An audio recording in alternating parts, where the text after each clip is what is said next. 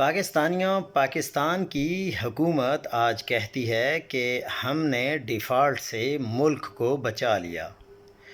جب انہوں نے عمران خان کی حکومت سازش کے تحت ختم کی، اس وقت تو اتنی مہنگائی نہیں تھی جتنی آج ہے۔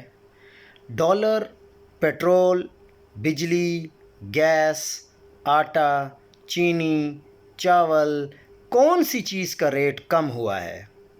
سب 100% تک بڑھ گئے ہیں۔ آج ٹماٹر ہی صرف 600 روپے کلو ہے۔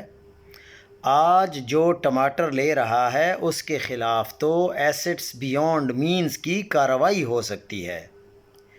سہیل آفریدی عمران خان کو اس سسٹم کا باپ کہتا ہے۔ ملک کی ہر پالیسی، قانون سازی، پریس کانفرنس، ترمیم، ہائی کورٹ اور سپریم کورٹ کا جو حال کر دیا گیا، سفارتکاری تک عمران خان کو مد نظر رکھ کر کیا جاتا ہے۔ ہر چیز قیدی نمبر 804 کے گرد گھوم رہی ہے۔ مریم صاحبہ فرماتی ہیں کہ کرپشن زیرو کر دی ہے، جبکہ ان کے اپنے اتحادی پیپلز پارٹی والے پنجاب حکومت پر صرف سیلاب کی مد میں اربوں روپے کی کرپشن کا الزام لگا رہے ہیں۔ یہ تو ان کے اپنے اتحادی ہیں۔